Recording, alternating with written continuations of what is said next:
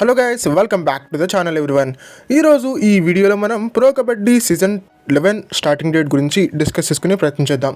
బేసిక్గా జనవరి నెల 2025 సంవత్సరంలో ఈసారి వరల్డ్ కప్ని నిర్వహించబోతున్నట్టు ఐకేఎఫ్ ఒక అఫీషియల్ ప్రకటనని విడుదల చేయడం జరిగింది.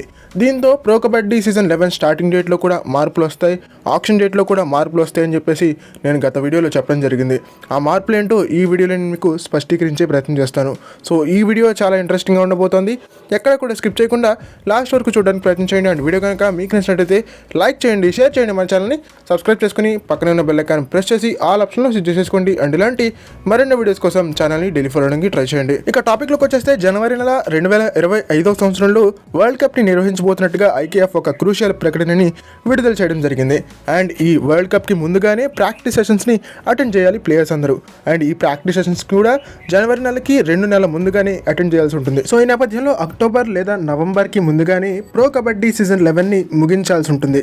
సో మనం ఇలా ఆలోచించినట్లయితే ఖచ్చితంగా ప్రో కబడ్డీ సీజన్ 11 ఏదైతే ఉందో అది జూలైలోనే స్టార్ట్ అయ్యేందుకు అవకాశాలు బాగా కనిపిస్తున్నాయి. జూలై లేదా ఆగస్టులో ప్రో కబడ్డీ సీజన్ 11 స్టార్ట్ అయ్యేటువంటి ఛాన్స్ ఉంటుంది.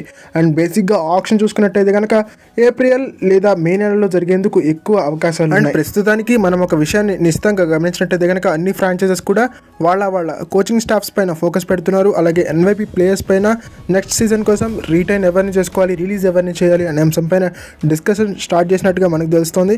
సో ఈ నేపథ్యంలో ఖచ్చితంగా ప్రో కబడ్డీ సీజన్ 11 ఏదైతే ఉందో అది జూలై లేదా ఆగస్టులో స్టార్ట్ అయ్యేందుకు అవకాశాలు ఉన్నాయి. ఓకే ఫ్రెండ్స్, ఇది ఈ వీడియో కనుక మీకు నచ్చినట్టయితే లైక్ చేయండి, షేర్ చేయండి, మన ఛానల్ని సబ్స్క్రైబ్ చేసుకుని పక్కన ఉన్న బెల్ ఐకాన్ ప్రెస్ చేసి ఆల్ ఆప్షన్లో సెట్ చేసుకోండి.